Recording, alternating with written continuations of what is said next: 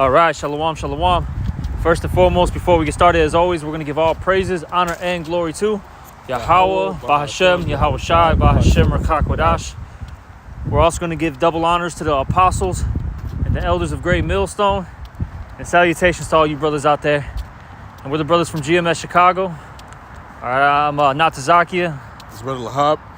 All right, and we're going to do a quick lesson that's based on this post that that you see right here from the Wall Street Journal.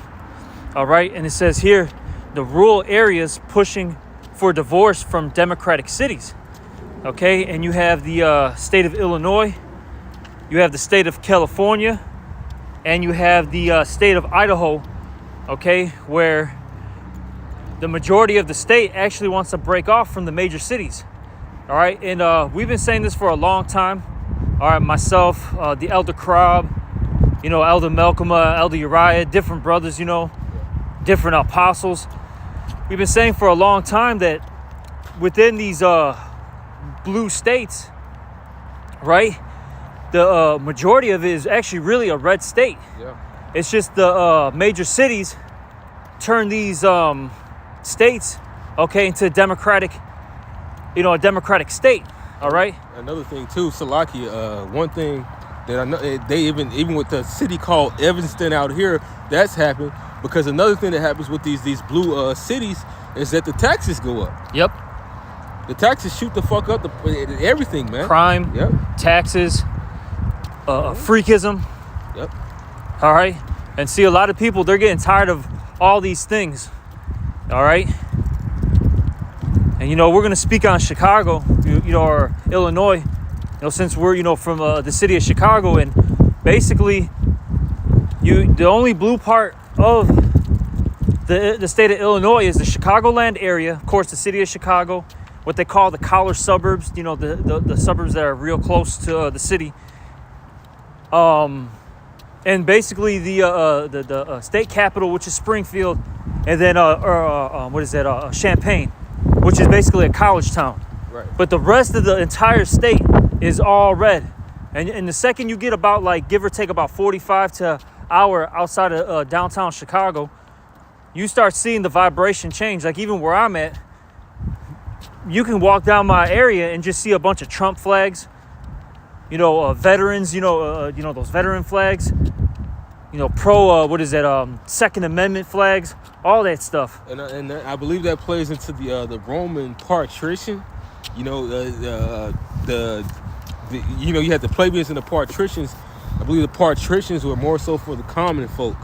Because when you think about the blue states or the blue mindset, who's mainly behind it? It's someone who's in college that's not really dealing with a common lifestyle of having children and having a family. Mm-hmm. And then it's the filthy rich that can afford to do these things. So they're not really dealing with life, And that's the issue that is being faced in most states, man, where people are feeling, the average hardworking citizen is feeling like their back is against the wall 24/7. Like the brother said, crime shoots up, prices shoot up, all right?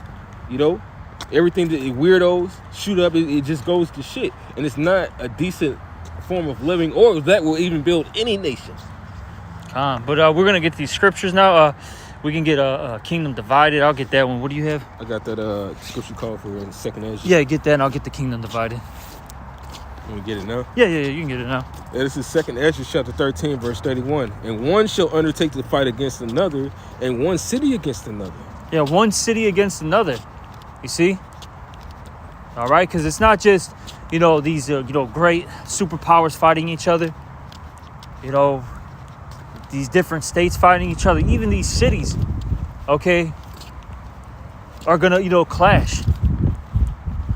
And I'm telling you, if people are tired of being squeezed, that's what it is. Yep. Okay? All right, what you got it? It says one place against another, one people against another, and one realm against another.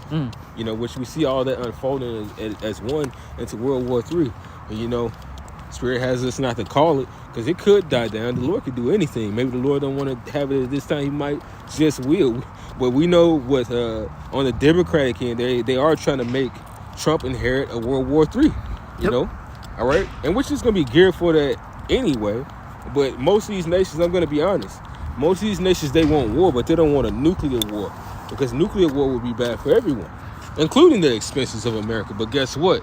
They all have this childish kind of mindset to where if I can't have it, nobody will. That's how all these nations are. That's the reason why. Is it the King Alfred Plan?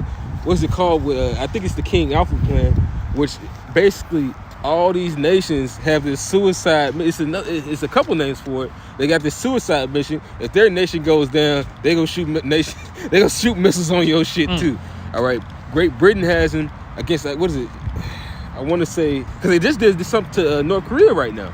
You know, they shot at North Korea. You had Great Britain that shot at North Korea because I guess they felt that they were a threat. I got to look more into that article, but it is going down right now. The ambassador of Zelensky's army, a military man, he said it. He said it last night. It's still not there, but he said we're in World War III. That's what he said. Yeah. And meanwhile, look at how life is going on in these states, man. Go ahead. Exactly. I was gonna say to add on to you is a lot of apostles, brothers have been saying we're at the point of no return. Okay, and that's because ultimately the Lord is setting these things up, because we're at the time period of Esau's downfall. You see? Yeah. But I'm gonna get this. This is Mark chapter 3, verse 24. And if a kingdom be divided against itself, that kingdom cannot stand. And if a house be divided against itself, that house cannot stand. And if Satan rise up against himself and be divided, he cannot stand, but hath an end. You see? All right? Hey, this kingdom is completely divided. Hey, the Lord, what did he say? That's the Spirit. Hey, the water Yahweh Shemi Al-Shai. We just found some money.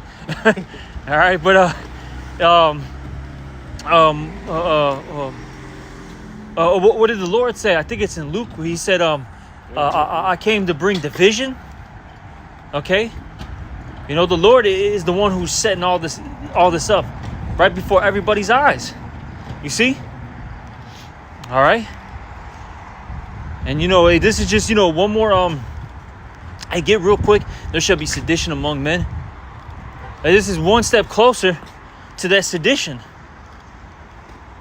As it's going to say, they're not going to respect their kings nor princes. And your kings and princes are your modern day, presidents, prime ministers, mayors, aldermen, etc. Okay? You see?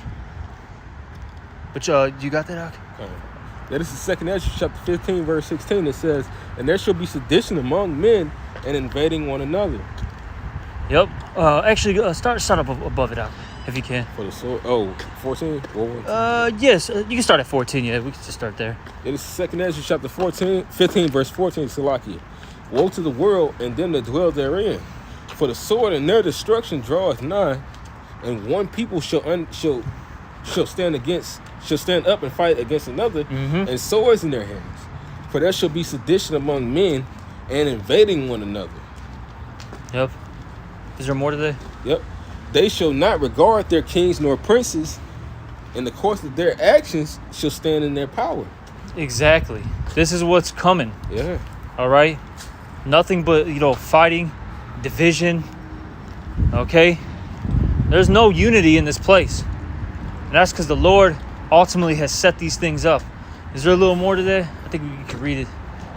Verse 17, a man shall desire to go into a city and shall not be able. Exactly, because eventually they're going to implement martial law. And you see the elites, they want the people to be in this spirit of, division, this spirit of sedition. So it gives them the justification to do the things they actually want to do. All right? And keep going now. Finish it off. It says, for because of their pride, the cities shall be troubled, the houses shall be spoiled, and men shall be afraid. Yep, exactly. And all this is coming to this world because of the pride. All right, is there any more? I think there's one more verse. For because of... Where are we at? This is verse 19. Yep. It says, a man shall have no pity upon his neighbor. Yep. A man shall have no pity upon his neighbor, but shall destroy their houses with the sword. and spoil. You got it. Keep going. And spoil their goods because of the lack of bread and for great tribulation. Yeah, they're gonna be blaming each other, man. Mm-hmm. This is all because of your ass. It's all because of you. Which, you know, that's the reason why we know that they're gonna try to hem us up. But at the same time, yeah, you see where it's going. But the prices are like this because of you and your shit. You know, it's because of you and your hate. They already doing that now, and they're already kind of banging on each other now, They are. man. Shit. Exactly. You know, so hey, this stuff is it's happening. You know, it's happening. You know, it's only a matter of time before this entire system collapses. You know, it's just only a matter of time. All right, but you know, this was just a quick lesson just to show you, all right, how, you know, there's division in this place, and it's gonna keep, you know, growing. You know, simple as that. You see, but you got anything else to say? All right, with that, you know, hopefully it was an edifying lesson. With that, we're going to give all praises, honor, and glory to Yahweh, Ba'Shem, Yahweh Shai, Ba'Shem, Rakak Kodash. Also, double honors to the apostles and the elders of Great Millstone. And salutations to all you brothers out there. Shalom and a Baba Ba. Shalom.